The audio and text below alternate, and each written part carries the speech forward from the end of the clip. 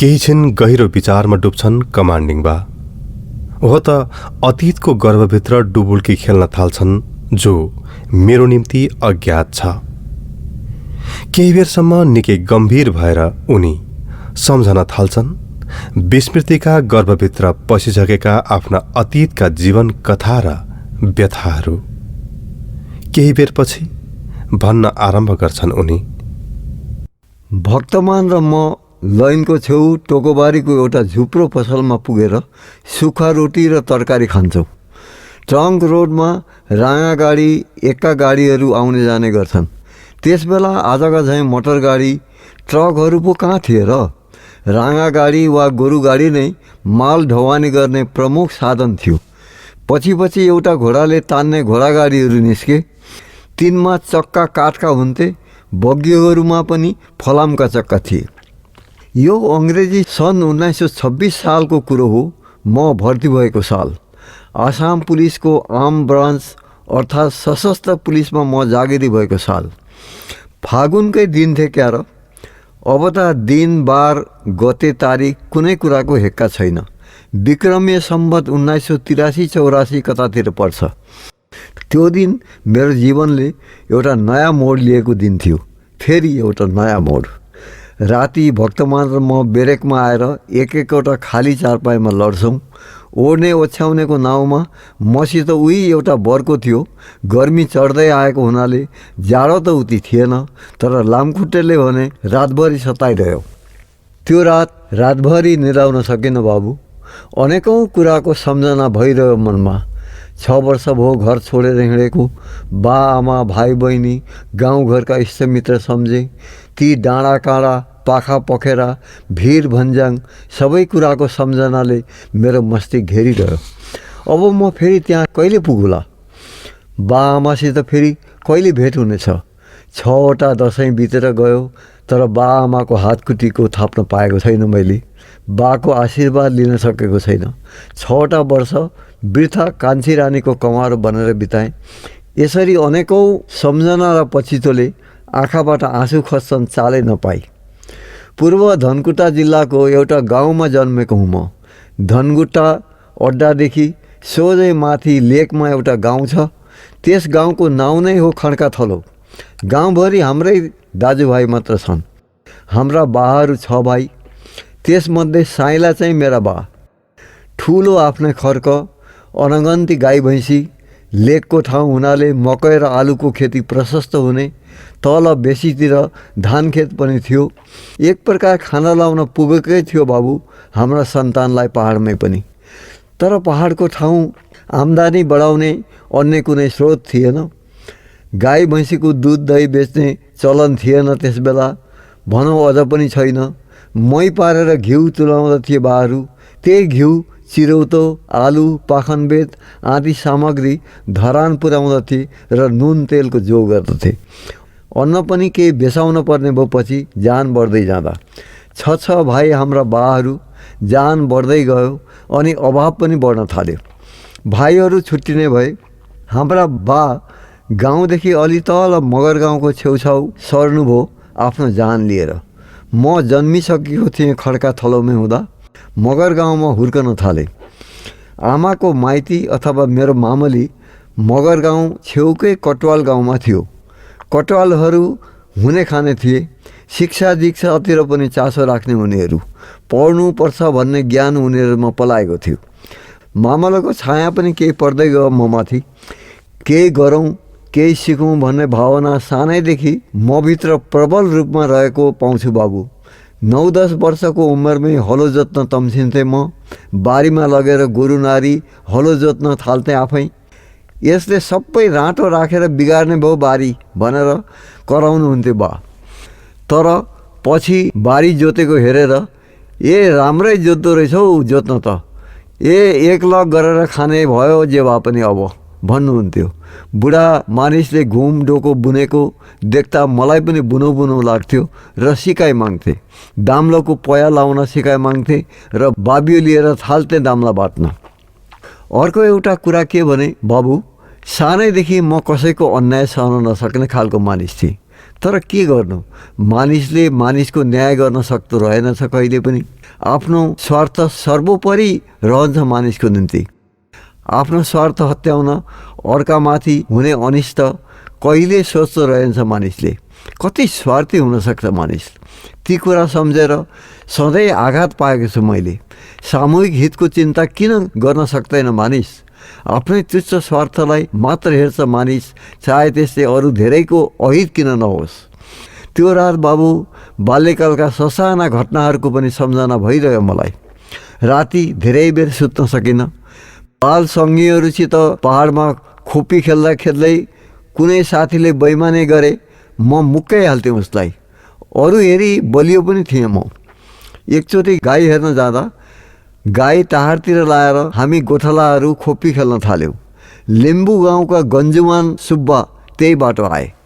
लिम्बुवान हुनाले त्यस्ताका सुब्बा ठुलाठालु गरिन्थे। उनीहरू किपटका धनी, त्यसै पनि शक्तिशाली थिए। उनीहरू सबै डराउँदा थिए उनीहरूसित। त्यसमा पनि गन्जुमान सुब्बा त त्यस अञ्चलकै नेता। उनले आफ्नै घरमा ठिङ्गुरा ठोकेर गाउँमा तथाकथित अपराधीलाई थुन्नेसम्म गर्थे। गन्जुमान हाम्रो छेउमा आएर हामीले खोपी खेल्दै गरेका 5 पैसे ढ्याक र केही चान्चुन पैसा खोलाबाट उठाएर गोजीमा हाले। ए किन खेलिस् खोपी?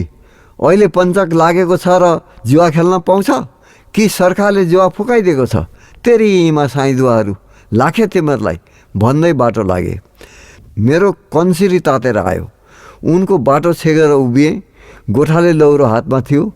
पहिले त नम्रसितै भने, बडाबा दिनुहोस् न हाम्रो पैसा। खोपी खेल्न हुँदैन भने अबदेखि खेल्दैनौ नि, पैसा दिनुहोस् हाम्रो। दण्ड सजाय भोग्नुपर्छ तैँले, अझ पैसा माग्छस्?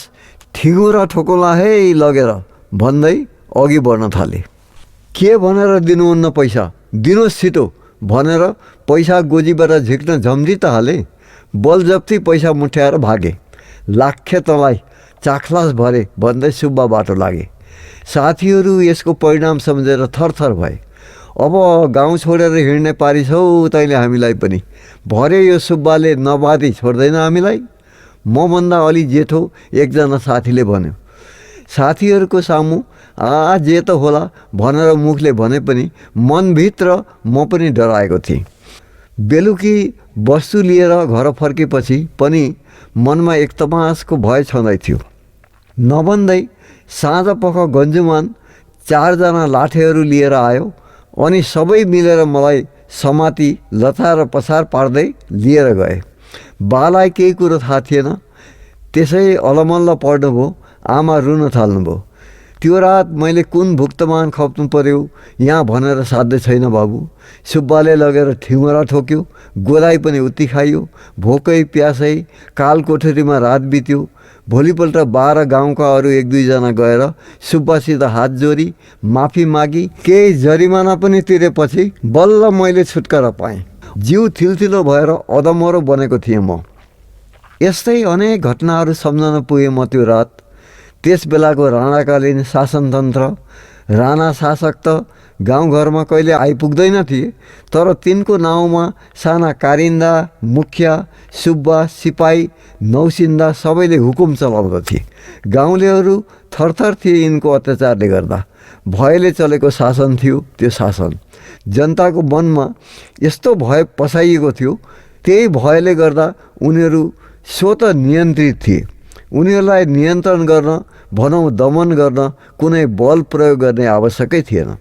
आफ्नै मनभित्रको भयले उनीहरू दमित थिए, सदा झुकेका थिए।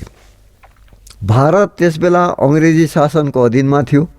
नेपाल दाउँको निम्ति त स्वाधीन देश थियो, तर बाह्य आक्रमणको निम्ति अङ्ग्रेज शासककै ओतमा थियो।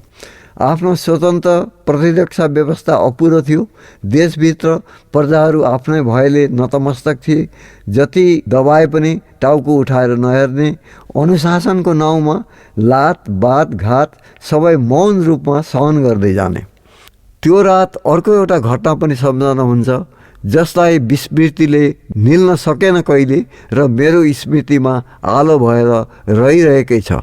म मूल बाटोको छेउमा पर्ने पुछारको बारीमा पहिलो बाँझो जोत्दै थिएँ। आफ्नै रहरले अथवा भनौँ बालाई सघाउँ भन्ने उद्देश्य पनि थियो मनभित्र। मूल बाटामा तेह्रथुम अड्डाबाट तोडा बोकाएर ल्याउनेहरूको हुद्दा आइरहेको थियो। तोडा बोक्ने ज्यामी अथवा भनौँ गाउँका हली किसान बाहेक एक दुईजना सरकारी उर्दी लगाएका सैनिक, एक दुईजना दौरा सुरुवाल भातगाउँले टोपी लाएर सिन्दुर पहिरेका नौसिदा प्रहरीहरू थिए। एउटा गाउँबाट अर्को गाउँसम्म तोडा बोकेर लान बाटामा कसैलाई पनि समात्ने गर्थे सिपाहीहरू।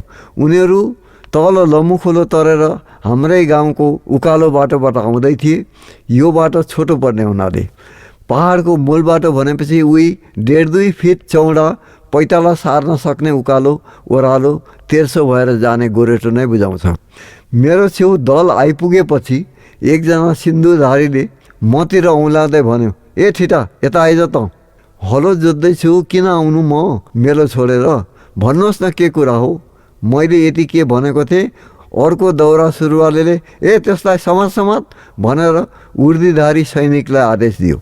आदेश पाउनु के थियो, दुईजना आएर दुईतिर मेरो पाखुरामा समाती घिच्याउँदै तल मूल बाटोमा ओह्राले। जुवामा नारिराखेका गोरुहरू बिच्केर हलो घिच्याउँदै अलि परसम्म पुगेर थामिए। केवल 12 वर्षको केटो म तोडा बोकेर हाँसमा हिँड्न बाध्य गरिएँ। तोडाको भारी मेरा थाप्लामा बिसाएर आफू उम्कन पाएको व्यक्ति बाहेक अरू सबै ज्यामीहरू यो कुराले विस्मित थिए। खुसी थिए भने तोडा बोकाएर लाने नाइकीहरू थिए। केही पर पुगेपछि मैले पिसाब फेर्न जाने न्युमा तोडा बिसाएँ। म एक छेउतिर लागेपछि ए हेर त्यसलाई टाढा जान नदे भनेर नाइके करायो सिपाहीलाई। ए त्यहीँ बस, टाढा नजा भनेर सिपाही कराउँदै थियो। म बिस्तारै अलि पर पुगेँ। पिसाब फेर्न बसेको न्यु पारेर केही छिन अडिएँ। भित्रैदेखि आफूमा शक्ति सञ्चय गरेर यसरी चम्पत कसेँ, ती जम्मै लागेर पनि मलाई फेला पार्न सकेनन्। निकै बेर एउटा झाडीमा लुकिरहेँ म।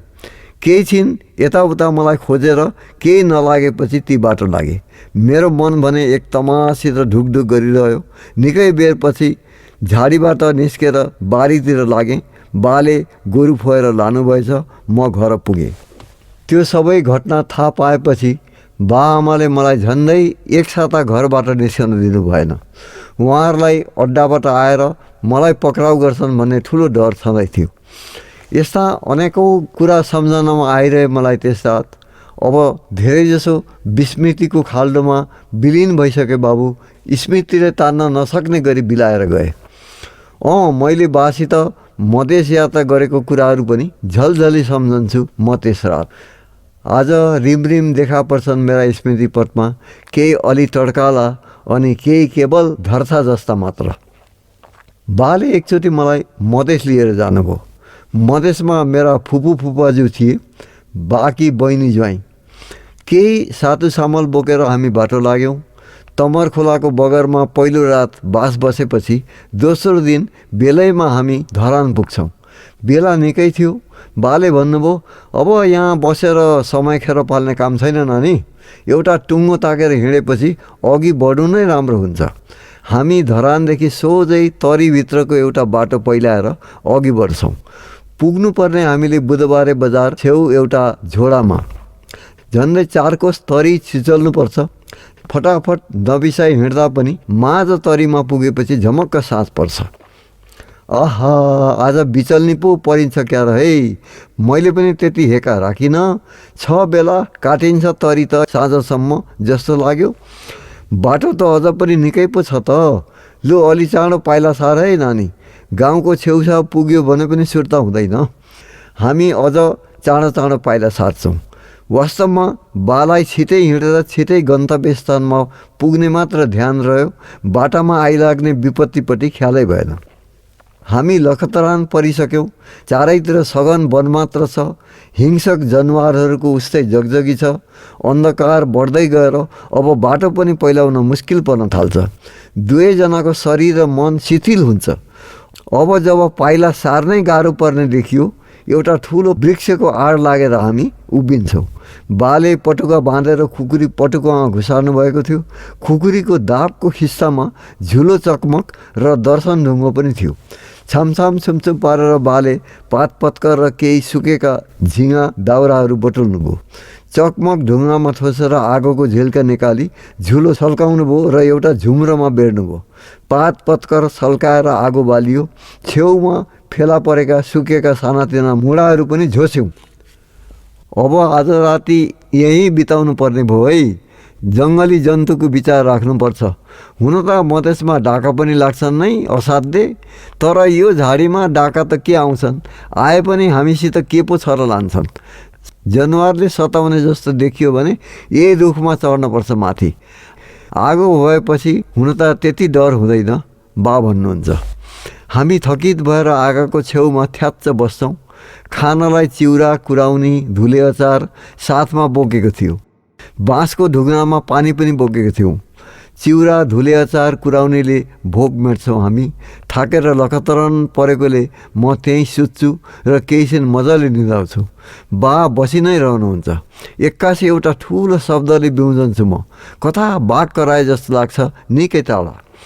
बा भन्नुहुन्छ, चढै नानी रुखमाथि, एकछिन माथि नै बसौँ। बाघै कराएको हो कि माथि नै तै अलि बिसेको होला। हामी दुवै रुखमाथि चढेर एउटा ठुलो हाँगाको आड लिएर बस्छौँ। राति अनेकौँ शब्दहरू सुनिए पनि विशेष घटना केही भएन। रिमरिम उज्यालो भएपछि बाटो लाग्छौँ हामी। झन्डै 3 घन्टा जति हिँडेपछि 2-4 फुस्का घर भएको एउटा गाउँमा पुग्छौँ हामी। गाउँ पनि के भन्नु त्यसलाई। झाडीकै छेउमा 2-4 घर छन्। जङ्गलको छेउ हुनाले वस्तुभाउ पाल्ने सुविस्ता। झोडा फाँडेर धान खेत पनि मनग्गे बनाएका छन् मानिसहरूले। यिनै घर बीच एउटा काठको तले घर थियो अनि त्यही नै थियो हाम्रा फुपू फुपाजुको घर।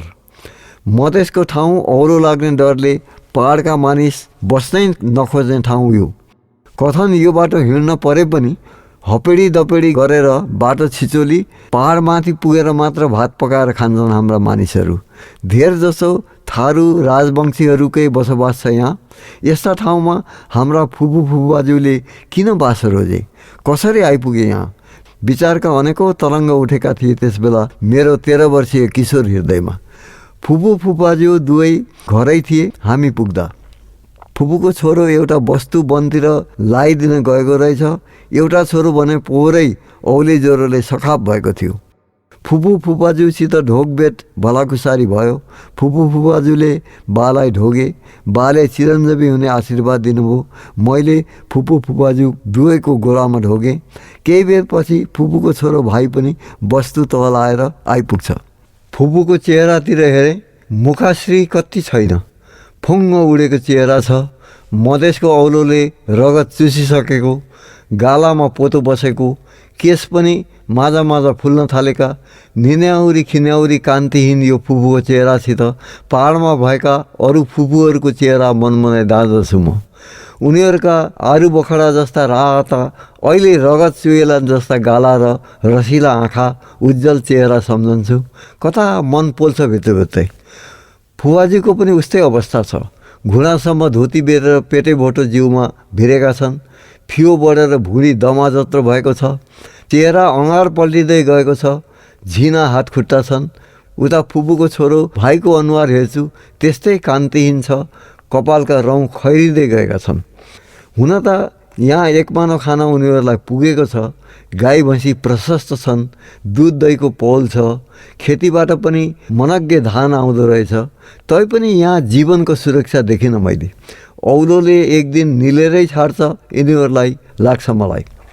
हामी 2 रात फुपूकामा बस्छौँ। छेउछाउ थारूहरूका बस्ती छन्। 15-20 फुटका ससाना झुप्रा माझ एउटा ठुलो काठको 2 तले च्यादरको छाना लागेको घर छ। त्यो साहुहरूको कामत घर हो, जो कि पहाडमा बसेका छन् कि काठमाडौँ सहरमा। हिउँदमा एक खेप धान उठाउन कामत आउँछन्। हरुवा चरुवाले लागेको बालीको एउटा अंश गुटमुटाएर हिउँदका जाडा दिनहरू बिताएर फेरि फर्कन्छन्। यी हरुवा चरुवाको जीवनशैली एक प्रकार यिनीहरूले पालेका सुँगुर, भेडा, बाख्रा, हाँस कुखुरासित मिल्दो छ। जे पाए त्यही खाए, जहाँ पाए त्यही लडे, कमाइको ठुलो हिस्सा रक्सी र जाँडमा उडाए रक्सी, जाँड र अन्य नसिला पदार्थको सेवनले यिनको शरीर पनि जहर बनिसकेको छ, जसले गर्दा यिनलाई औलोले पनि उति असर गर्दैन। यिनको रगत पिएर लामखुट्टे मर्ला, तर लामखुट्टेले यिनलाई आफ्नो प्रभाव छोड्न सक्दैन। एक दिन म डुल्दै थारूको एउटा बस्तीमा पुग्छु। त्यहाँ एउटा घरमा एउटी थारूनी कङ्कला शब्दले रोइरहेकी थिए अनि छेउमा एउटा थारू कति गइसिल सबेरे सबेरे भन्दै उसलाई एकरो झम्टिरहेको थियो। कारण बुझ्दा अति तुच्छ लाग्यो कुरो। बिहान भात पकाउन भनिराखेर थारू निस्केको, रक्सीले चुर भएर ऊ घर फर्कदा भात पकाएकी छैन उसकी जोइले। वास्तवमा घरमा चामल नभएर ऊ पैँचो माग्न गएकी, तर गाउँमा कतै फेला परेन। अनि ऊ कामत घर मालिक कहाँ गइछ केही पाउने आशाले। कामत मालिकको छोराले एक्कासी उसको हात समातेर माथि कोठातिर लगेको कुनै थारू केटाले देखेछ र उसको लोग्नेलाई आएर पोल झोसेछ। थारूनी कामत मालिकको हात बलजफ्ती फुत्काएर रुँदै घर फर्की। लोग्ने आइपुग्दा चुलामा आगो पनि नबाली त्यसै लोलाएर बसिरहेकी थिए। थारू सबै कुराले आगो भइहाल्यो र झम्टन पुग्यो आफ्नै स्वास्नीमाथि। यति नै हो सम्पूर्ण कथा। थारूले त्यसरी आफ्नै निरह पत्नीलाई झम्टी झम्टी कुटेको देख्दा मलाई असह्य भयो। अरू सबै रमिता हेरिरहेका थिए। छुट्याउन कोही अघि नसरेको देख्दा म छक्क परेँ। मैले गएर त्यस थारूको हात समातेँ र पिठ्युमा एक मुड्की हाने। अनि त थारूहरू मपट्टि पो खनिए। आफ्नै स्वास्नीलाई कुटोस् कि मारोस् कि राखोस् उसको खुसी। अरूलाई के को चासो पर्यो, यो कहाँ कहाँको पहाडे केटाले किन हात हालेको यसलाई भनेर मलाई केर्न थाले। बा कताबाट पछि पछि मलाई खोज्दै आइपुग्नु भएछ र मलाई उनीहरूको गोलाबाट बाहिर निकाल्नुभयो र बेसरी हकार पकार गर्नुभयो। यी बिचरा हरुवा चरुवाको निम्ति स्वास्नी नै सम्पूर्ण मनोरञ्जनको वस्तु हो। ग्याल ग्याल्ती जन्मेका उसका छोराछोरी हुर्काउने धाई आमा हो, सेवा गर्ने दासी हो अनि घरको सबै अभावपूर्ति गरिदिने अभिभावक पनि हो। आफूलाई बेचेर भए पनि उसले मुखमा मार लगाइदिनुपर्छ आफ्नो लोग्ने र छोराछोरीहरूको। छेउमा बुधबारे बजार छ। बजार के भन्नु, सप्ताहमा एकचोटि लाग्ने हाट हो यो। दुई चार झुप्रा झुप्री फुसका घर छन्। बाटाका छेउका केही पसलेहरूले दही चिउरा बेच्छन् अनि बेच्छन् मासु र रक्सी। बजार छेउमा एउटा इनार देखेँ। यसो तल मुन्टो गरेर हेर्ने साथै लामखुट्टेहरूको हुद्दा आक्रमण गर्न आइपुगे चारैतिर। इनारै वास्तवमा लामखुट्टेहरूको अड्डा बनेको रहेछ। तल कति पात पतङ्गर कुएका होलान्, कति धुलो दिनौँ खनिदो हो, कति कीट पतंग मरिरहेका होलान्। यहाँका मानिसहरूको निम्ति जीवन धान्ने यही इनारको पानी हो, तर साफसफाइ कहिले गरिँदैन। अब हामीले फुपू फुपाजुबाट बिदा दिने बेला पनि आयो। मैले फुपूलाई भने, होइन फुपू, तपाईँहरू यहाँ बसिरहनु भयो भने निल्छ औलाले तपाईँहरूलाई। हेर्नुहोस् तपाईँहरूको जिउको के गति भएको छ। एउटा भाइलाई त्यही औलाले निल्यो, अब यो अर्को भाइ पनि यस्तो खिउटेछ। हिँड्नुहोस् पहाडतिरै, दुःख सुख चल्छ जसरी पनि। दिनुहोस् खेत अदिया ठिकामा र बेच्नुहोस् गाई भैँसी सबै। फुपू बिस्तारै उत्तरमा भन्नुहुन्छ, यतिका वर्ष दुःख सुख बसिहालियो, अब बल्ल यसो व्यवहार सप्रिँदै आएको छ। यस्ता बेलामा छोडेर कहाँ हिँड्नु बाबु? मधेस पनि त हाम्रै देश हो नि, नेपालकै देश। हाम्रा पहाडका मानिस मधेस टेक्न खोज्दैनन्। उही पुगिसरी आउने जिमदारहरू वर्षमा एकचोटि आए खेतीको आम्दानी लिएर गए गर्छन्। त्यस्तै हो भने त जान्छ यो ठाउँ एक दिन पराईको हातमा। नेपालको मुटु नै त मधेस हो नि। के छ र पहाडमा? हावापानी मात्रै राम्रो भएर के गर्नु बाबु? हावापानीले मात्रै मान्छे बाँच्दैन। पहाड मधेस सबै हाम्रै देश हो। एउटै आमा, एउटै जीवका भिन्न भिन्न अङ्ग।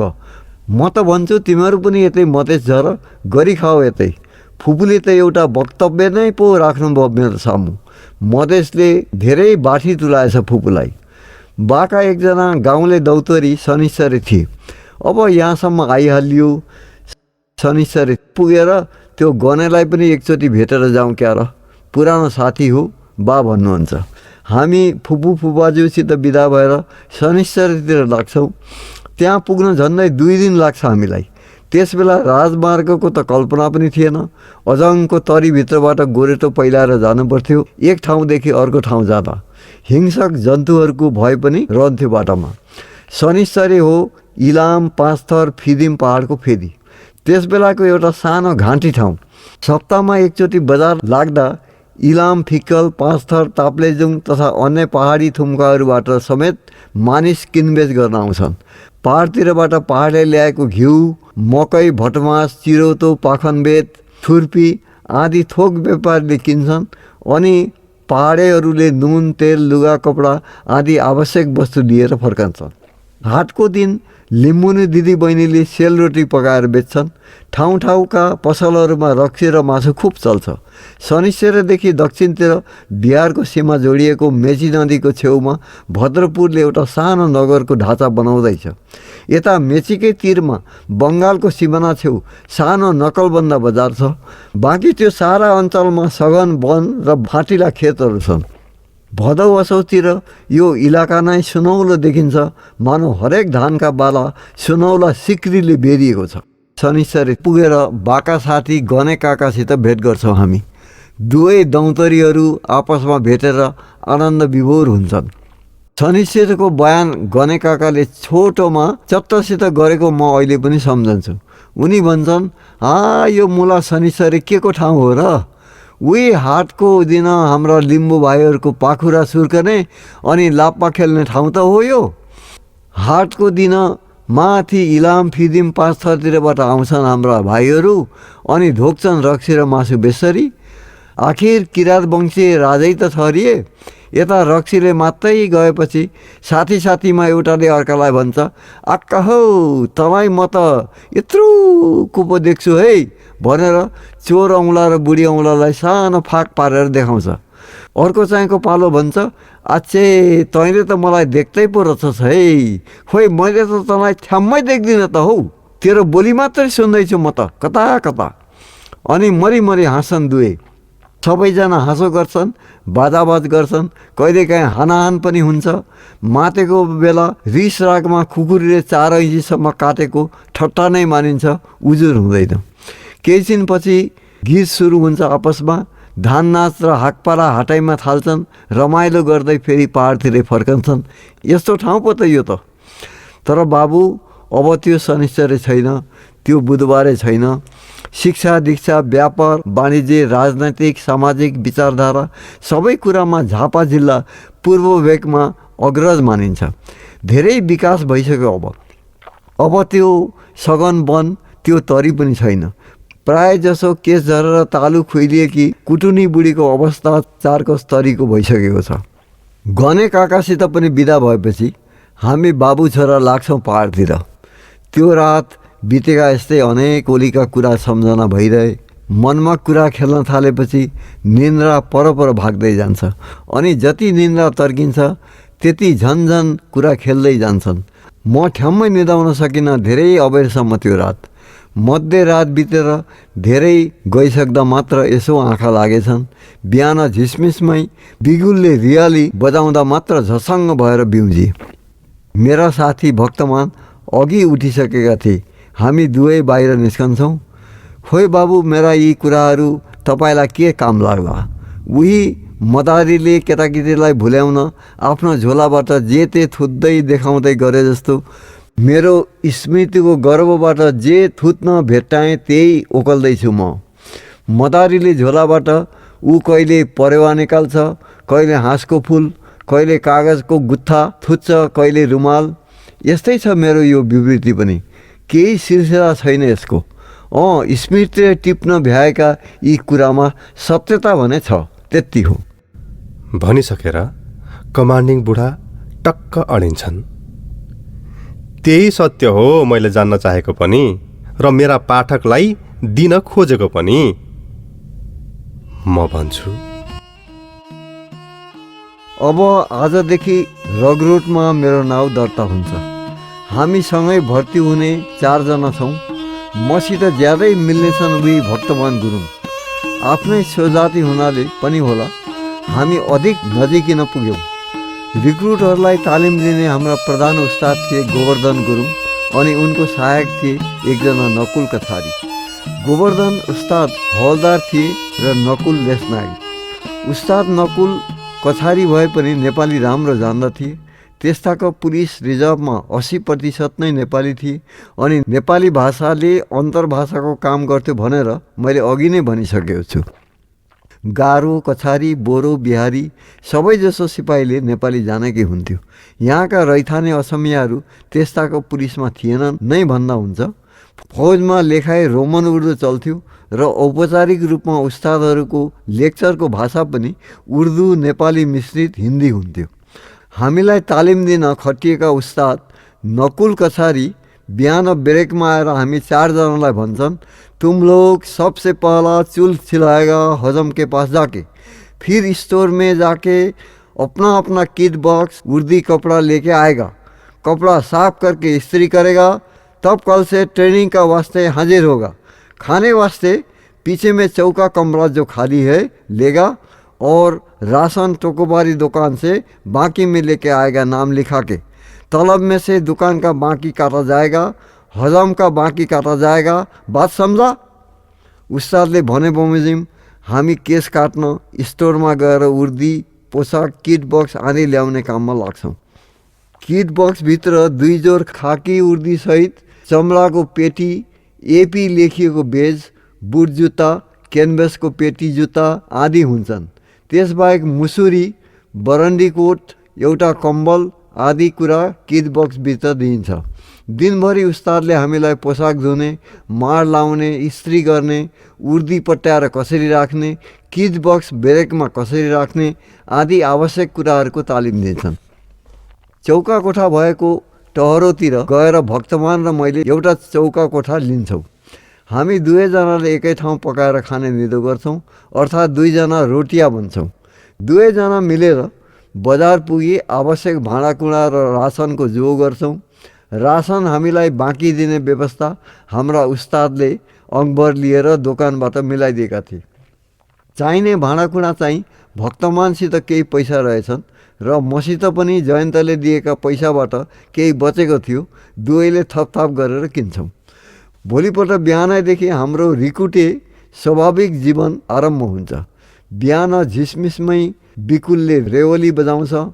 हामी उठेर मुसुरी पट्याउने, ओछ्यान मिलाएर राख्ने, नित्य कर्म आदि काम सकेर चौका कोठामा पुगी चियाको पानी उमाल्छौँ र 1-1 गिलास रातो चिया खान्छौँ। उर्दीसित परेड मैदानमा पुग्छौँ। परेड बिगुल बजाउँछ। त्यसपछि आरम्भ हुन्छ पिटी कसरत। पिटीको पछि पेरेडको तालिम। पहिले थन्डेड इच, टेन्सन, पछि slow March, right turn, left turn, quick March, double March. दिउँसो 1 बजेदेखि उस्तादको लेक्चर, 3 बजे फेरि परेड, बेलुकी 7 बजे रोल कल अनि लेक्चर। यसरी नै महिना बित्छ। त्यसपछि हामीलाई बन्दुक दिइन्छ अनि बन्दुक चलाउन सिकाइन्छ। परेडको तालिम बन्दुकसित हुन्छ। बन्दुक सम्बन्धी अनेकौँ जानकारी, डेमोन्स्ट्रेसन आदि चल्छन्। बाबु हाम्रा उस्ताद नकुल कछारी ज्यादै दक्ष अनि अति कडा मानिस थिए। उनको लेक्चर र डेमोन्स्ट्रेसन राति पनि चल्थ्यो। कहिलेकाहीँ राति 10 बजेसम्म पनि उनी ब्रेकमा लालटिनको धिमा प्रकाशमा हामी रिक्रुट जतिलाई वरिपरि राखेर लेक्चर दिइरहन्थे। दिउँसो एक बेला हामीलाई रोमन उर्दूको अक्षर ज्ञान पनि दिइन्थ्यो। नकुल उस्ताद समयको कति पाबन्द थिए भने कसैले 1 मिनेट ढिलो गरेको उनी सहँदैनथे। हामीलाई बन्दुकको तालिम दिँदा एकचोटिको घटना मलाई अहिले पनि सम्झना हुँदैछ बाबु। बडो दुःखदायक घटना थियो त्यो। बेलुकी 7 बजे रोल कलमा सामेल हुन अघि नै रातिको खाना खाएर आउने हुकुम दिएका थिए नकुल उस्तादले। रोल कल पछि पनि 10 बजेसम्म उनको तालिम चल्ने भएको थियो। लेक्चर लम्बिएर 11 पनि बज्न सक्छ। हामी सबैले जे जस्तो हुन्छ रोटीसुटी खाएर आएका थियौँ। तर एकजना असामे रिक्रुट कलिता जो हामीभन्दा 1 सातापछि भर्ती भएको थियो, उसले जसो तसो खाना पकाएछ तर खाना भ्याएनछ। उस्तादले त्यो चाल पाएपछि उसलाई 10 मिनेट भित्रमा खाएर आउने आदेश दिए। 10 मिनेटभन्दा अलिकति पनि ढिलो नहुने आदेश थियो। बिचरा कलिताले माछा पकाएको रहेछ त्यो दिन। हतार हतार निल्ने हुँदा उसले माछाको काँटा अड्काएछ घाँटीमा। ऊ निकै बेर नआएकोदेखि एकजनालाई हेर्न पठाए उस्तादले।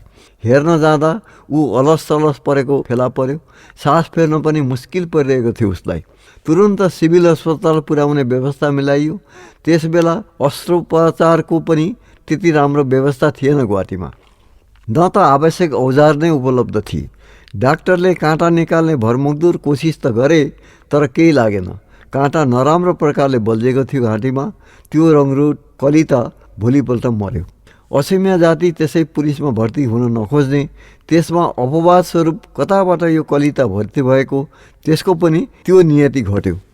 यो घटनाले नकुल उस्तादको मनलाई पनि कता कता नराम्रो असर पार्यो। उनी निकै दुखी भए। उता सिनियर उस्ताद गोवर्धनले पनि निकै हप्काए। कुरो बडा साहेब एसपीको कानमा परे पनि त्यसलाई केवल संयोग मानियो। उस्ताद नकुलमा अवश्य अघिको कडापन अलि हलुङ्गियो। उनले विचारे हुनन् तालिममा कडोपन आवश्यक छ, तर त्यसले मानवीय सीमा नाग्न हुँदैन। आफ्ना शिष्यप्रति अब उनी धेरै नरम देखिन थाले। मेरा सहभागी साथी भनौँ फौजी भाषामा रोटिया भक्तमान गुरुङ र मसँगै एकै चौकामा खाने गर्थ्यौँ। बेरकमा हाराहारी सुत्ने गर्थ्यौँ। त्यसबेला जातभात छुवाछातको घेरबाट हामी अझ उम्कन सकेका थिएनौँ। त्यसैले भक्तमानले पकाएको दाल भात म खाँदैनथेँ।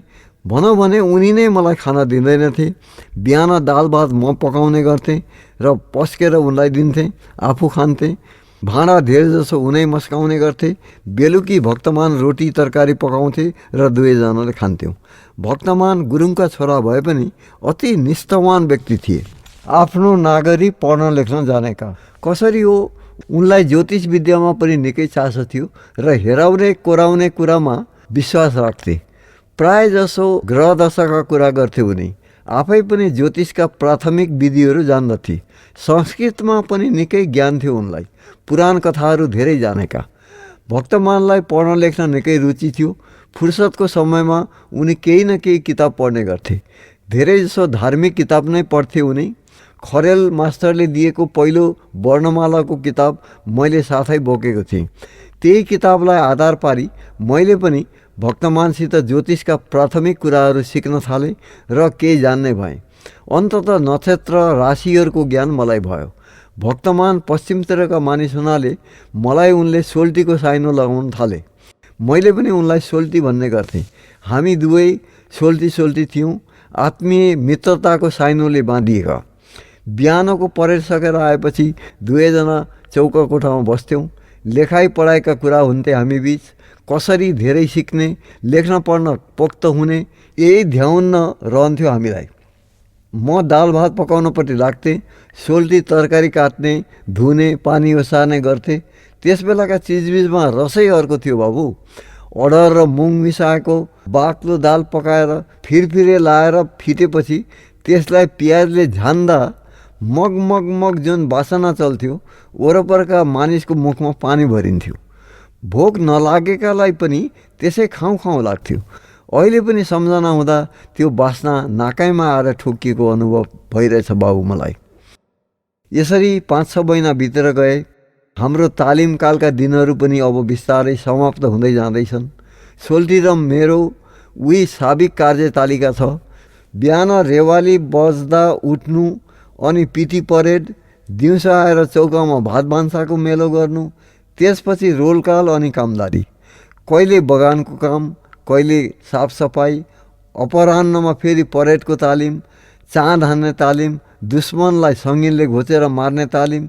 बेलुकी आएर फेरि चौकाको धन्दा। 5 बजे रिट्रिट अर्थात् फ्लेग डाउन बज्छ। भिक्टोरिया महारानीलाई सलामी दिने बिकुल। हामी जहाँ हुन्छौँ त्यहीँ एटेन्सन पोजिसनमा उभिनुपर्छ। 7 बजे रोलकलको बिकुल बज्दछ। रोलकलमा उपस्थित भएपछि सिनियर उस्ताद गोवर्धन गुरुङको रोलकल लेक्चर। त्यसपछि राति 9 बजे लास्ट पोस्ट अर्थात् लाइट डाउन बज्दछ। बेरेकमा प्रवेश गर्ने र सुत्ने। राति बाहिर फेर नजाने हुकुम रोलकालमै सुनाइन्छ।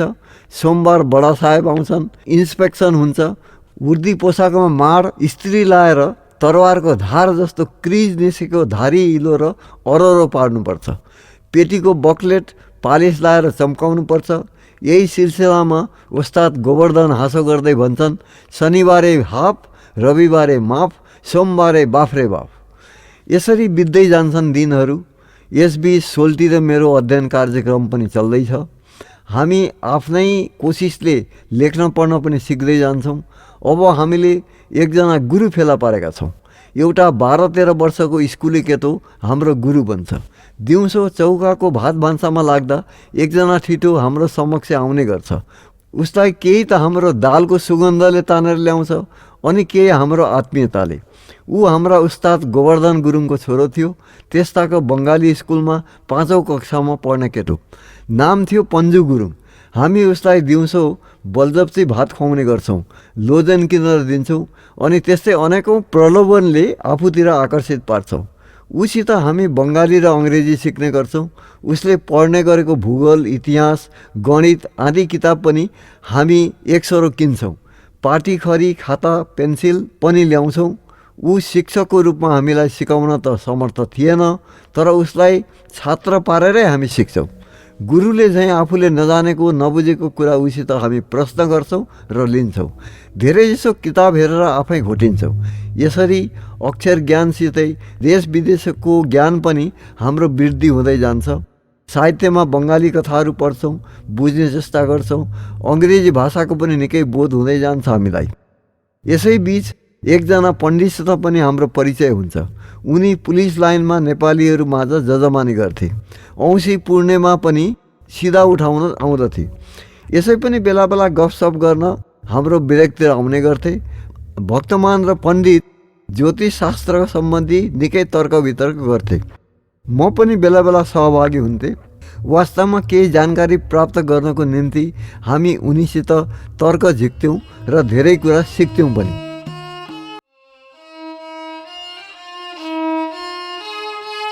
हाम्रो तालिम समाप्त हुन्छ। अब हामी रिक्रुटबाट सिपाहीमा परिणत हुन्छौँ। हाम्रो साविक ड्युटी आरम्भ हुन्छ। हामी रिजर्भ पुलिस थियौँ, सशस्त्रधारी पुलिस। मुद्दा मामलासित हाम्रो सम्बन्ध थिएन। ऐन भङ्ग गर्नेलाई सजाय दिन डन्डा लिएर बजार हात डुल्ने हाम्रो काम होइन। यो काम सिभिल पुलिस अर्थात् अशस्त्र पुलिसले गर्थ्यो। हामी शस्त्रधारी पुलिस राष्ट्रिय सम्पदको सुरक्षा प्रदान गर्न सशस्त्र पहरा दिने काममा खटिन्थ्यौँ। त्यस्ताका हाम्रो डिप्टी एक ठाउँ पुलिस रिजर्भको म्यागजिन रुङ्नुको निम्ति हुन्थ्यो अनि अर्को ठाउँ पान बजारमा ट्रेजरी रुङ्नुको निम्ति। दुवै ठाउँ 6 जना डिप्टीमा खटिन्थे। एकजना बाहिर बन्दुक लिएर सन्तरी बस्नु पर्थ्यो। 2-2 घन्टाको पालो हुन्थ्यो। 24 घन्टापछि गार्ड बदली हुन्थ्यो र नयाँ पार्टी आउँदथ्यो। बडा साहब एसपी र डीसीको बङ्गलामा 2-2 जना स्थायी रूपले अर्दली बस्थे। कहिलेकाहीँ बरपेटा हौलीतिर ठुला ठुला बिलमा माछाको ठेकेदारहरूले माछा रुङ्नको निम्ति पनि रिजर्भ पुलिसको माग गर्थे र माछाको सिजनमा बिलको डिप्टी दिन जान्थे। म भर्ती भएको क्रमश 2 वर्ष बिते। त्यसबीच पहाडमा चिठी पत्रको आदान प्रदान भइरहेको थियो। पहाडबाट चिठी लिएर आउने गाउँका मानिस पनि फेला पारेको थिएँ। यताबाट पनि म चिठी पठाउँदथेँ बेला बेला। एकजना विश्वासी मानिसको हातमा केही खर्च पनि बाको हात पुग्ने गरी पठाइदिएँ। बाबु, म भर्ती हुँदा 18 रुपियाँ तनखा पाउँदथेँ। 2 वर्षपछि वार्षिक वृद्धि र के जाति थपिएकोले 22 रुपियाँ हात पर्न थाल्यो। सशस्त्र पुलिसको बाहिरी आयस्ता केही पनि हुँदैनथ्यो। कसैले 4 पैसा हामीलाई दिँदैनथ्यो। दिन आवश्यकै थिएन, तर ती दिनहरू सस्ता दिन थिए। मेरो र भक्तमानको फुर्मासी खर्च विशेष थिएन। त्यसैले त्यही 22 रुपियाँ मध्ये आनन्दसित खाइपी गरेर 10-12 रुपियाँ बच्दथ्यो। 4 पैसा सेर दुध, 12 आना सेर घिउ, रुपियाँको 10 सेर चामल, तरकारी त को पुछोस्। एक सुक्कामा 1 भाग मासु दिन्थ्यो बुचरले। झन्डै हिजो आजको 1 किलो जति हुन्थ्यो। 1 सुक्काको माछा ल्याउँदा 2 जनाले 3 छाक खान्थ्यौँ। ती दिन र यी दिन दाँजेर हेर्दा जिउ कहाँ पुगेछ लाग्छ हिजो आज। फुर्सदका बेला कहिलेकाहीँ भक्तमान र म गफ सुन्न गोवर्धन उस्ताद कहाँ जान्थ्यौँ। उनी यतै हुर्के बढेका, धेरै कुरा जान्ने मानिस। छोराछोरी पनि उनका स्कुल पढ्ने सुशील स्वभावका थिए।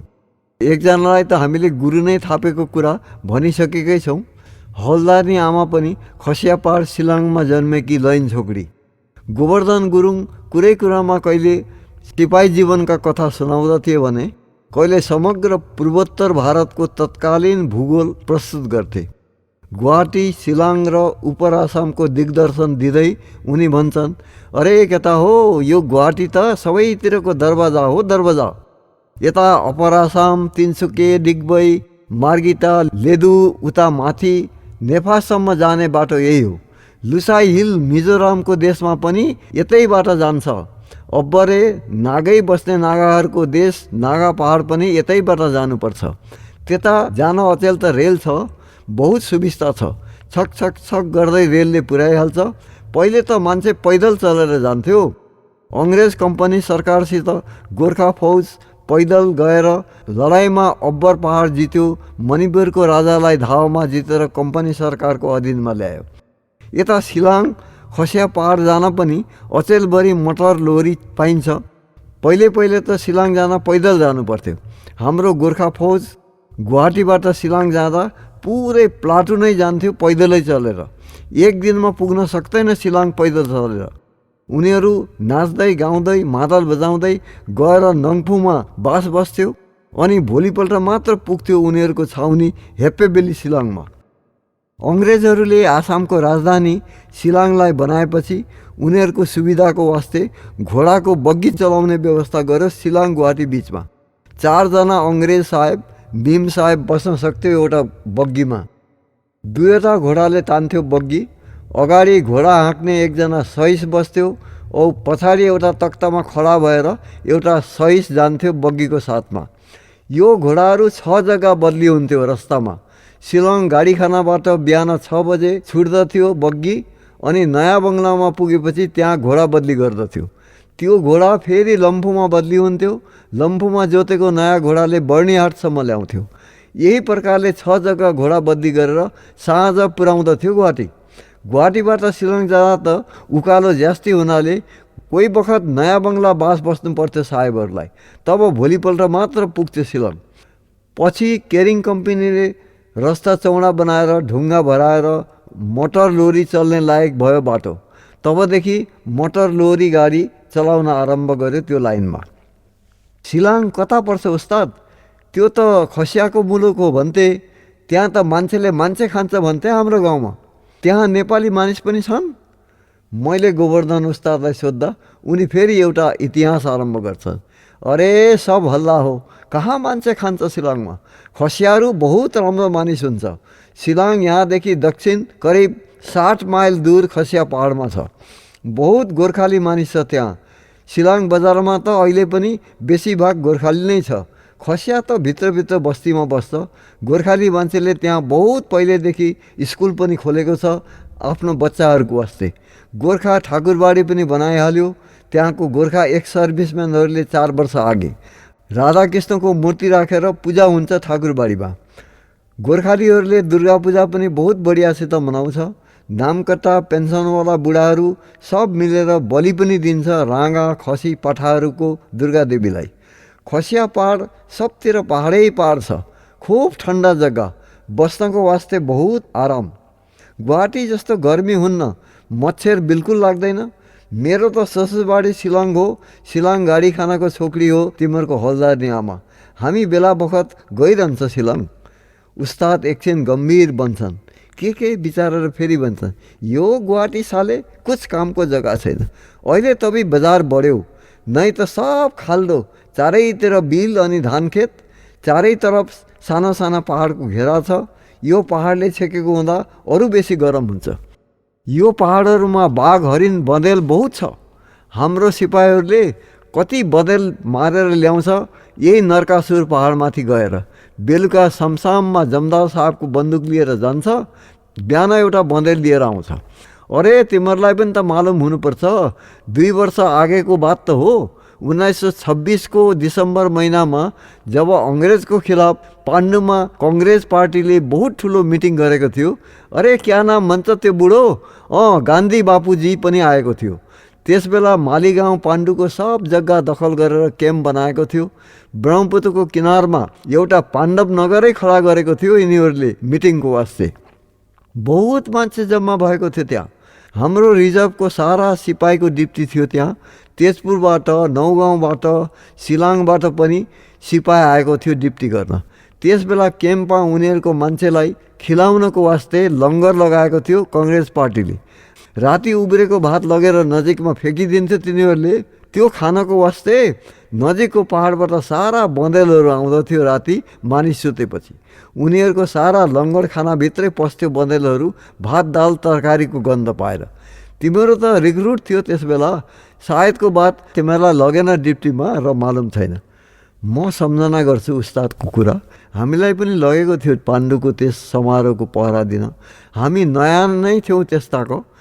न त त्यस समारोहको उद्देश्य थाहा थियो हामीलाई, न अङ्ग्रेजी शासन विरुद्ध उभिएको स्वाधीनता सङ्ग्रामको ज्ञान थियो। हामी त अङ्ग्रेजी हुकुमतको प्रहरी थियौँ। अङ्ग्रेजको विरुद्ध जुझ्ने देशभक्त आन्दोलनकारी हाम्रा निम्ति बागी थिए। तिनलाई परास्त पार्न हाम्रो कर्तव्य थियो। तर हृदयभित्र यी आन्दोलनकारीप्रति श्रद्धा उब्जन्थ्यो। भनौँ भने हामी आफ्नै मनको विरुद्ध लडिरहेका थियौँ। लाग्थ्यो यी आन्दोलनकारी हाम्रो घेरोभित्र बन्दी रहेर पनि स्वतन्त्र छन्। हृदयले अराएको काम गर्न यी फुका छन्। बन्दी त हामी छौँ जो आफ्नैसित जुझिरहेछौँ। 1926मा भएको यही पाण्डवनगरको कङ्ग्रेस अधिवेशनमा मैले पहिलोचोटि महात्मा गान्धीको दर्शन पाएको थिएँ।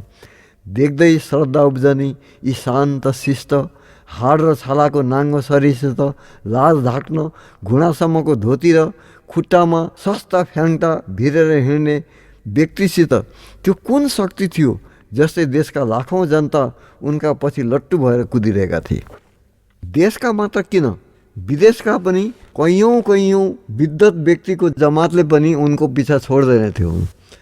पछि मलाई थाहा भयो यी महात्मा गान्धी यसअघि सन् 1921मा पनि आसाम आएका थिए र गुवाहाटी, तेजपुर, नौगाउँ, जोरहाट, डिब्रुगढ, सिलचर, सिलेट भएर कलकत्तातिर लागेका थिए। त्यसबेला उनको असहयोग आन्दोलन व्यापक रूपमा चलेको थियो। स्वदेश सङ्ग्रामीहरूले गान्धीजीको आह्वानमा विदेशी लुगाहरूको बहिष्कार गर्न थाले। गाउँ गाउँमा चर्खाद्वारा धागो काट्ने, घरेउली उद्योग चलाएर लुगा बुन्ने, स्वदेशी वस्त्र व्यवहार गरेर आत्मनिर्भरशील बनी विदेशी आर्थिक परतन्त्रबाट मुक्त हुने गान्धीजीको अभियानले व्यापक रूप लियो। गान्धीजीको विचार थियो वास्तविक स्वराज पाउन आर्थिक दृष्टिबाट स्वावलम्बी हुनु आवश्यक छ। स्वराज फेदबाट आउनुपर्छ, टुप्पोबाट होइन। हाम्रा गुरुङ उस्तादले भने चाहिँ साँच्चै के पो थियो र त्यस बेलाको गुवाहाटी? बजार भन्नु उही फाँसी बजारै मुख्य थियो, जो थोक व्यापारीहरूको अड्डा हो। छेउमा बनेको जेल छ र जेलभित्रै मृत्युदण्ड पाउनेहरूलाई फाँसी दिने व्यवस्था रहेकोले यसलाई फाँसी बजार भनिएको हुनुपर्छ। पछि सुधारेर फेन्सी बजार भन्न थाले। उता उत्तरपट्टि पान बजार हो। साँच्चै नै पहिले पान, बिडी, सिगरेट चलाइकै दोकानहरू धेर थिए त्यहाँ। आसामेहरूका पान, तामुल अर्थात् काँचो सुपारी र चुना जलेको पानपात खाने चलन खुबै छ। यो उनीहरूको मानमनितीको वस्तु पनि हो। हरेक घरको कोठेबारीमा आँगनको छेउछाउ सुपारीको बोट र पानका लहरा लगाएको फेला पर्छन्। यहाँ उनीहरूकै देखासेकी आसामे नेपाली पनि काँचो सुपारी र पान खान्छन्, तामुल रोप्छन् आफ्नो बारीमा। तामुल बोट हुर्केर तामुल फल्न थालेपछि यसले पेन्सन थापे जस्तो प्रति वर्ष नगद पैसा दिँदै जान्छ। पछि बजार बढ्दै जाँदा केही राम्रा दोकान पसलका पक्की घरहरू बनिए पान बजारमा। पान बजार वास्तवमा भद्र भलादमीहरूको बजार बन्यो। उत्तर पूर्वपट्टि छ कटन कलेज, जो सबैभन्दा पुरानो सरकारी महाविद्यालय हो, जहाँ आइए र बिएसम्मको पढाइ हुन्छ। कटन कलेज सन् 1901मा स्थापना भयो। त्यसभन्दा अघि कुनै कलेज थिएन आसाममा। आसाममा कलेज पढ्नेहरू नै पो कहाँ थिए र? 2-4 जो थिए ती कलकत्ता जान्थे कलेज पढ्न। छेउमा कटन कलेज हाई स्कुल पनि छ। दक्षिण पूर्व भागमा छ पान बजार केटीहरूको स्कुल। ब्रह्मपुत्र नदीकै छेउमा ससाना थुम्काहरूमा लहरै बनेका छन् अङ्ग्रेज अधिकृतहरूको बस्ने कोठीहरू। नदीकै छेउमा एउटा थुम्कामा छ शुक्रेश्वर मन्दिर। ब्रह्मपुत्रको माझमा देखिन्छ सुन्दर सानो पहाडी चट्टानको टापु, जहाँ उमानन्दको मन्दिर छ। यो टापुलाई अङ्ग्रेजहरू पिकक आइल्यान्ड भन्ने गर्छन्। ब्रह्मपुत्र नदीकै छेउमा थियो आर्य नाट्य हल, जहाँ नाटकहरू गरिन्थे। त्यही नाट्यशालाको छेउमा थियो सिभिल अस्पताल, जो पछि मेडिकल कलेजमा परिवर्तन भयो र नाट्य हलको एउटा अंश पनि कलेजमै गाभियो। अब त मेडिकल कलेज पनि ठाउँ साँघुरो हुनाले त्यहाँबाट सारियो र त्यहाँ अहिले महेन्द्र मोहन चौधरी अस्पताल छ भन्ने कुरा तपाईँहरूलाई थाहा छँदैछ बाबु। यता ओजन बजार त धेर जसो मानिसहरूको बस्ने घरहरू छन्। बजार त उही सागसब्जी र माछा बेच्ने बजार हो। ओजन बजारमा पहिले अधिकांश नेपालीहरू नै थिए। उनीहरूको दुधको कारोबार थियो। धेरै जसो नै हुने खाने महाजन थिए। तर हिजो आज बजार बढ्दै जाँदा नेपालीहरू पनि हराउँदै गए। आज त्यहाँ नेपालीहरू अत्यल्प सङ्ख्यामा छन्। नेपालीहरूको अर्को गढ ठाउँ हो पल्टन बजार। नाउँले नै पुष्टि हुन्छ यो पल्टनै नेपालीहरूको बसोबासो गर्ने ठाउँ हो। यसको पल्टन बजार नाउँ पनि नेपालीहरूले नै दिएका हुन्। यो जहिलेको कुरो हो, अर्थात् सन् 1928-29तिर पल्टन बजारमा कुनै बजार थिएन। नेपालीहरूका झुप्रा घरहरू थिए। नेपालीकै एक दुई भातका होटेल थिए, जहाँ रेल स्टेसनतिरबाट आउने नेपाली मानिस, पल्टने सिपाहीहरू अथवा सिलाङतिरबाट आउने छुट्टीमा घर हिँडेका गोर्खा फौजका जवानहरू भात खान्थे, रात बिताउँदथे, भट्टीमा बसेर रक्सी पिउँदथे र रमाइलो गर्दथे। हामीले देखे जानेकै कुरा हो बाबु। त्यस बेला साँझ परेपछि पल्टन बजार जनशून्य भइहाल्दथ्यो। बिजुली बत्ती थिएन त्यस बेला। प्रत्येक झुप्रामा लालटिन र टुकीको पिलपिले प्रकाश देखा पर्थ्यो। कसैले मेन्टल बालेर आफ्नो होटेल र भट्टी पसल अलि उज्यालो पार्थे। गर्मीको दिन होटेलमा बास बस्ने लाउरेहरू बाहिर सडक छेउमै चट्टाई ओछ्याएर सुत्ते। बेलुकी भएपछि सडकमा मादल बजाएर झ्याउरे गीत गाउँदै नाचेको देख्न पाइन्थ्यो। पल्टन बजार गोर्खा सैनिकहरूको अड्डा नै थियो। निकै समयसम्म यस ठाउँमा सैनिक छाउनी थियो, जसमा प्रायःजसो गोर्खा सैनिक थिए। हालको न्यू फिल्ड वास्तवमा सैनिकहरूको टुँडी खेल्थ्यो। सैनिक छाउनी त्यहाँबाट अन्यत्र सरेपछि पनि यो ठाउँ गोर्खा सैनिकहरूको अड्डा भएरै रह्यो। सैनिकबाट अवकाश लिएका, प्रथम महायुद्ध सकिएपछि सैनिक सेवाबाट मुक्त हुने, लडाइँमा परेर अपङ अशक्त हुने गोर्खा जवानहरू यही पल्टन बजारमा आएर बाँस खरका घर बनाई बस्न थाले। सिलाङ, कोइमा, मणिपुरतिरका छाउनीका गोर्खा सैनिकहरू बिदामा घर जाँदा अथवा बिदा सकिएर आफ्नो छाउनी फर्कदा उनीहरूको बिसाउने ठाउँ यही पल्टन बजार थियो। पछि सिलाङ गुवाहाटीको सडक बनेर कमर्सियल केरिङ कम्पनीले मोटर लोरीहरू चलाउन थालेपछि कम्पनीमा काम गर्ने पनि अधिकांश नेपालीहरू नै थिए र यही पल्टन बजारको घेरोभित्र बस्ने गर्थे। गाई पाल्ने, घाँस दाउरा गरेर गुजारा गर्ने नेपालीहरूले पनि यही पल्टन बजारकै सेरोफेरोमा आफ्नो बास बनाएका थिए। त्यसबेला सोलापारा, उलुबारी, रियाबारी आदि ठाउँ गाउँ जस्तै थिए र धेर जसो राभा, कछारी, मिकिरहरूको बसोबासो थियो। यता लाखटिकियातिर पुराना मुसलमानहरूको घर थियो। पल्टन बजारमा पनि केही भलाद्मी मुसलमान परिवार थोरै सङ्ख्यामा बसेका थिए निकै अघिदेखि। हाल पल्टन बजार पुलिस थाना जहाँ छ त्यहाँ एउटा ठुलो पिपलको रुख थियो बाबु। त्यस ठाउँमा पिपलको रुख त अहिले पनि छँदैछ, तर त्यो अघिको पुरानो रुख होइन, पछि सारेको बिरुवा हो। त्यसै रुखको फेदमा बसेर पुराना गोर्खा पल्टने बुढाहरू पञ्चायत गर्थे। उनीहरूले स्थापना गरेको गोर्खा पञ्चायतले नेपालीहरूको माझको आपसिक झाइझगडा, वाद विवादमा न्याय निसाब गरिदिन्थ्यो। त्यस ताकको अङ्ग्रेज सरकारले गोर्खा सैनिकको बढी कदर गर्दथ्यो। त्यसैले गोर्खा पञ्चायतले गरेको निसाबलाई सरकारी अदालतले पनि मान्यता दिन्थ्यो। नेपालीहरूमाझ धेरजसो मुद्दा जारी र पहिलो जाने हुन्थ्यो। कोही जातभात, पानीवाद सम्बन्धी मुद्दा पनि हुन्थे। पुलिस लाइनबाट पल्टन बजार धेरै टाढा छैन। हाम्रा नेपाली सिपाहीहरू पनि दीप्ति नहुँदा कहिलेकाहीँ पल्टन बजारतिर डुल्न आउँदथे। कोही यहाँका भट्टीहरूमा पिउने पनि थिए। भक्तमान र ममा भने पिउने लत थिएन, तर हामी आइतबार दिउँसो फुर्सद हुँदा गोर्खा पञ्चायतमा मुद्दा छलफल भएको तमासा हेर्न आउँथ्यौँ। किसिम किसिमका नालिस उजुर आउँदथे गोर्खा पञ्चायतमा। प्रत्येक आइतबार पिपलको बोटमुनि बसेर पल्टने बुढाहरू छलफल गर्थे आइपरेका मुद्दाहरूको। धेर जसो मुद्दा दाम्पत्य जीवनका, अघटन, बिछोड, यौन विकृति र कुण्ठा यौन अपराधकै हुन्थे। हामी नेपालीहरूमा सुखमय दाम्पत्य जीवन खुब कमैको देखा पर्छ बाबु। त्यस्ताको राजी खुसीको बिहा खुब कमैको हुन्थ्यो। अभिभावकले छानिदिएकैमा बिहा हुन्थ्यो धेरजसो। वर पक्षको रजामन्दी लिए पनि कन्यालाई त पशुतुल्य नै मानिन्थ्यो। अभिभावकले जहाँ दिए पनि, जसका पोल्टामा हालिदिए पनि कन्याको केही उजर आपत्ति नचल्ने। उमेरको मेल कहिले नहेरिने। 10 वर्षकी कलिली बालिकाको बिहे 60 वर्षका बुढासित गरिदिएको पनि देखियो यिनै आँखाले। अनि त केटीले पूर्ण यौवन प्राप्त गर्दा यौन कुण्ठासित ऊ पहिलो जानु पनि त स्वाभाविकै भयो, होइन त बाबु? ठिकै भन्नु बाबा। कुनै पनि राम्रो वा नराम्रो कामको पछि कारण त अवश्य हुन्छ। कारण बिना कुनै कार्य हुँदैन, म भन्छु। बुढा एकछिन गम्भीर बन्छन्। हो त विस्मृतिको गर्भभित्र आफ्ना स्मृतिका पखेटा फटफटाउँछन् उनी, अनि फेरि बिस्तारै भन्न सुरु गर्छन्। बडो विचित्र विचित्रका घटनाहरू सुन्न र देख्न पाइन्थ्यो बाबु त्यस पञ्चायतमा। कति प्रकारका वेदना र पीडाले छटपटाइरहेको हुन्छ मानिस यो संसारमा। सबैका आफ्नै प्रकारका व्यथा छन्। एक आइतबारको कुरो हो, पञ्चायतको काम चलिरहेको थियो। म र भक्तमान पनि फुर्सदै हुनाले पञ्चायतमा पुगेका थियौँ। एकजना स्याङ्जाली पौडेल भन्ने व्यक्ति एउटा उजुर लिएर आइपुग्यो। ऊ पल्टन बजारमै न्युफिल्डको छेउतिर गाई पालेर बसेको थियो। गाईहरू दिउँसो त्यतै न्युफिल्ड रियाबारीतिर बिल हुँदो चर्न जान्थे र बेलुकी ल्याएर ग्वालीमा बाँध्ने गर्थ्यो। उमेर त्यसको त्यही 50-55 को हुँदो हो, तर स्वास्नी भने अलि उमेरदार, त्यही 25-26 वर्षकी थिए। 2वटा छोराछोरी थिए।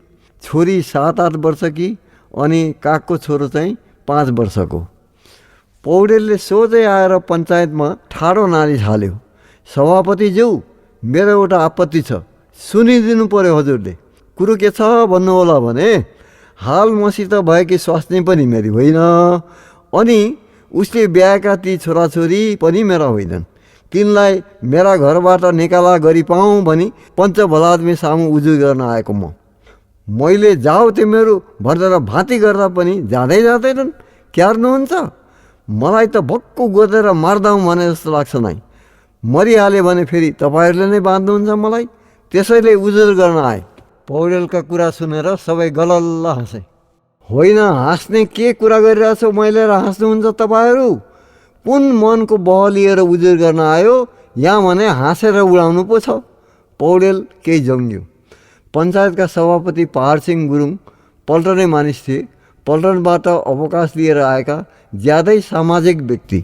पञ्चायत राखेपछि दोषी फेला परेका जातभातका तलमाथि भएकालाई पतिया प्रायश्चित गराउनु पर्छ र त्यसको निम्ति एउटा धर्मस्थान, मन्दिर, भनौँ गोर्खा ठाकुरबाडी चाहिन्छ भन्ने उनको विचार थियो र त्यसको निम्ति सबैलाई तातो लाउँदै थिए उनी, र एउटा जमिनको टुक्रा नजिकमा कहीँ पाउने प्रयत्नमा थिए।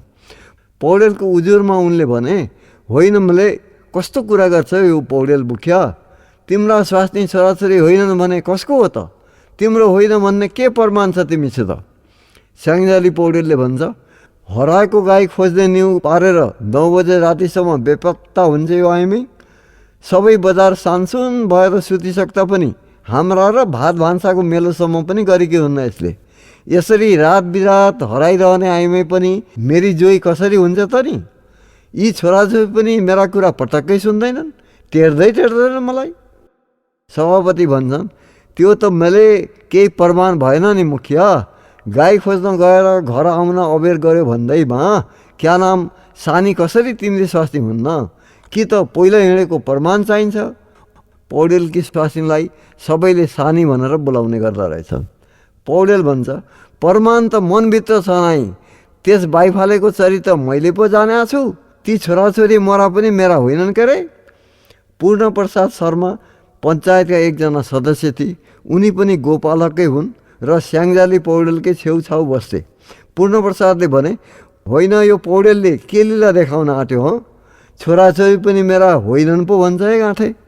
तेरा थिएनन् भने यतिका वर्ष किन पाले तालेर हुर्काइस् त नि यी बुढाबुढीलाई? सक्तनेस पाल्न भने पठाइदे मेरामा, मै पाल्छु बरु। पौडेल भन्छ, क्यार्न पाल्नुपर्छ तिमीले, जसका हुन् त्यसैले पाल्छ नि, त्यही बेसेले पाल्छ लगेर। पञ्चायतको लेखापढी गर्ने, जवानबन्दी लेख्ने, पढे लेखेका केही शिक्षित केटौले मानिस थिए पञ्चायत सेक्रेटरी काजीमान थापा। उनी भूतपूर्व सुबेदारका छोरा थिए। उनले पौडेललाई जिस्काउँदै भने, हामीले तिम्रा भनेर चिनिराखेका यी छोराछोरी तिमी मेरा होइन भन्छौ, अब कसका हुन् भनेर चिन्नु त नि हामीले पौडेललाई। को हो तिनीहरूको बाबु? पौडेल, बाबु को हो त्यो त तिनैकी आमाले जान्ली के रे नि, मैले जान्दा त किन आउँथे पञ्चायतमा उजुर गर्न? सोध्नुहोस् न त्यस बेसलाई बोलाएर कसका छोराछोरी हुन्। काजीमानले भन्छ, यतिन्जेल तिमीले आफ्नै छोराछोरी हुन् भनेर माया गर्यौ, हुर्कायौ, बढायौ, अब उसो तिम्रा होइनन् भने पनि माया उत्तिकै लाग्छ तिमीलाई। पालन पोषण गर्दै जाऊ न, के फरक छ र? हिजोसम्म तिम्रा थिए, आज नहुँदैमा तिनको अनुहार बदलिने होइन, रङ बदलिने होइन, मन बदलिने होइन कि कसो पौडेललाई? पौडेल, फरक केलाई नपरोस्, अर्काको बाछो चाटी मुखभरि रौँ, यिनलाई पालेर मलाई के लाभ? पछि यिनले टेर पुच्छर लाउने होइनन् मेरो। काजीमान भन्छन्, टेर पुच्छर त आफ्नाले पनि लाउँदैनन् नलाउनेले, होइन भने पढाइ भए पनि गुण बुझ्छन् बुझ्नेले। बरु यिनैले हेर्छन् तिमीलाई, यिनलाई मान्छे बनाउन सक्यो भने। बरु उजान बजारमा नेपाली स्कुल खोलेका छन् हाम्रा राहुल महाजनले, त्यहाँ लगेर भर्ती गरिदेऊ छोराछोरीलाई। पढे लेखे भने आफै जान्ने बुझ्ने हुन्छन्। मेरो आफ्नो भन्ने के छ र यो संसारमा? सबै मायाको जालो त हो, बुझे सबै आफ्नो, नबुझे कोही न कोही। आफ्नो शरीर त आफ्नो हुँदैन, तिमी भन्छौ छोराछोरी मेरा आफ्ना होइनन्, यो कस्तो कुरा हो? शेषमा सभापति गुरुङले कुराको बिट मार्दै भने, होइन मिले, यो फाल्टु कुरा गरेर समय बर्बाद गर्नु हुँदैन, काम बहुत छ। पौडेल मुखिया, अब तिम्रो केही उजुर आपत्ति छ भने दरखास्त लेखेर एक सुका पैसा फिससित पञ्चायतमा दाखिल गर, अर्को आइतबार छलफल हुन्छ। होइन भने मैले आफ्ना जान बच्चालाई सम्झाऊ, तहमा ल्याऊ, घर भत्काउने कुरा नगर। तिम्रो मनको बाघले खाँदैछ तिमीलाई, अरू कुरा केही होइन। सबैले ठिक हो भनेर सही थापेपछि पौडेलको उजुर त्यत्तिकै सेलाएर गयो। त्यसताको गुवाहाटी लगायत आसामको सबै ठाउँ जहाँ नेपालीहरूको बसोबास छ त्यहाँ पञ्चायत हुन्थ्यो। अनि यही पञ्चायतले पछि धर्म तथा शिक्षण संस्थाहरू स्थापना गरेका थिए। गुवाहाटी राधाकृष्णको मन्दिर गोर्खा ठाकुरबाडी पनि केही पछि सन् 1932तिर यही गोर्खा पञ्चायतले स्थापना गरेको हो। यसका सभापति पहाडसिंह गुरुङ अगुवा थिए। उनका पछि थिए कमर्सियल केरिङ कम्पनीका नेपाली कर्मचारीहरू, ड्राइभर, ह्यान्डीम्यान, अनि थिए नामकटा पेन्सने पल्टने बुढाहरू। मन्दिर जहाँ बनेको छ त्यो अजङको बिल अर्थात् भास भएको खाल्डो हो, जसलाई पुरेर समतल जमिन पार्नमा कमर्सियल कम्पनीका ड्राइभर, ह्यान्डीम्यानको ठुलो हात छ। तिनैमध्ये एकजना ड्राइभर पदमबहादुर छेत्रीले एउटा प्रण नै गरेका थिए, राधाकृष्ण मन्दिरको प्रतिष्ठा नगरेसम्म दारी कपाल नखौरिने।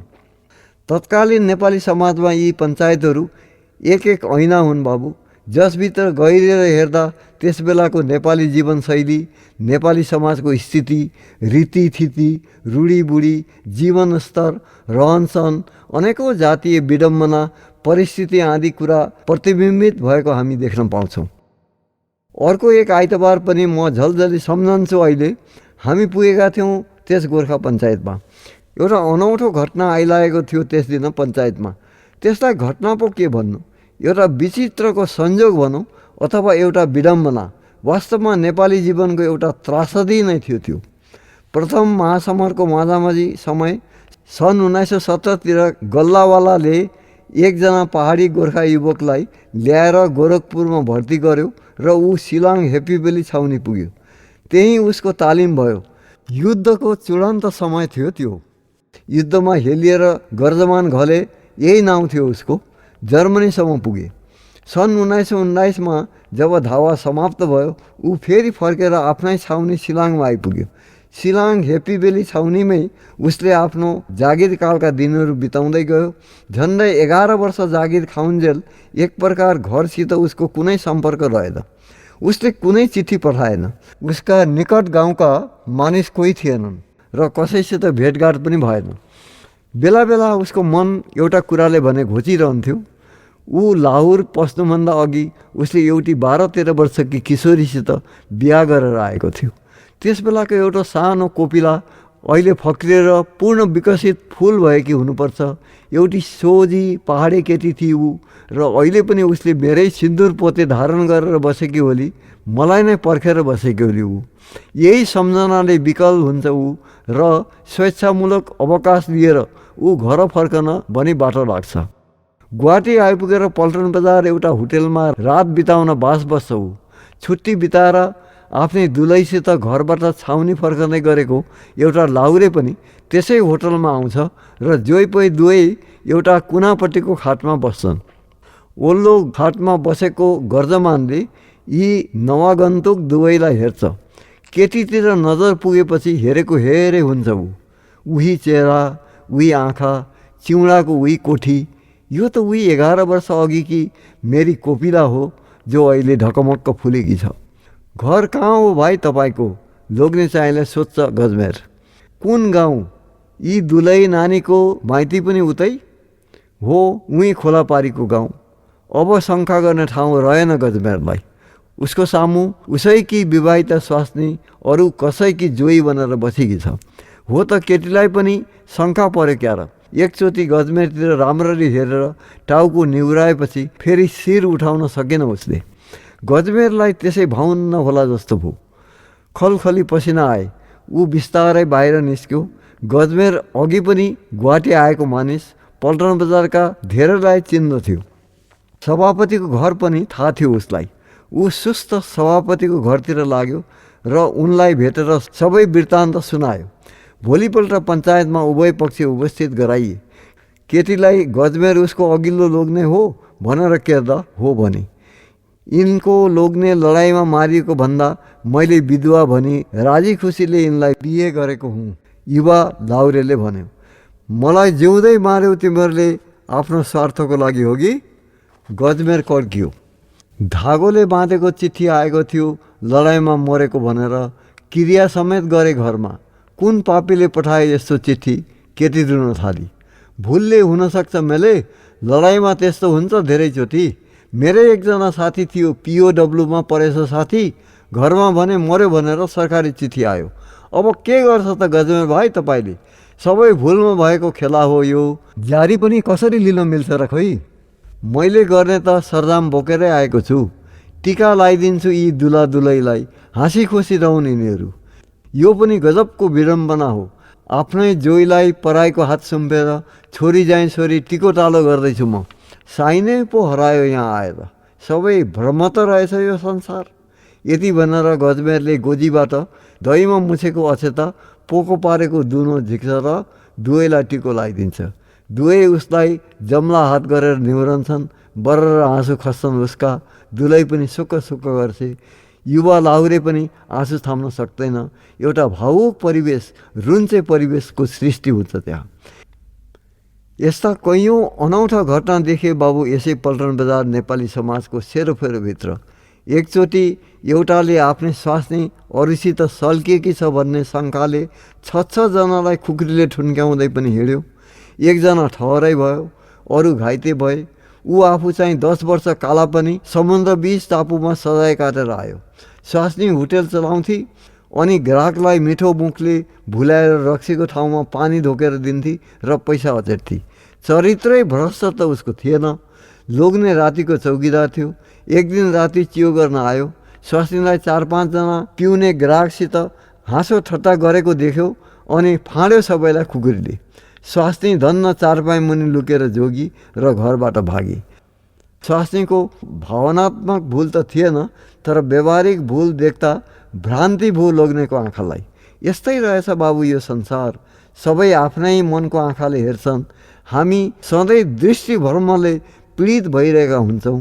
एउटै कुरालाई कसैले के देख्छ अनि कसैले के।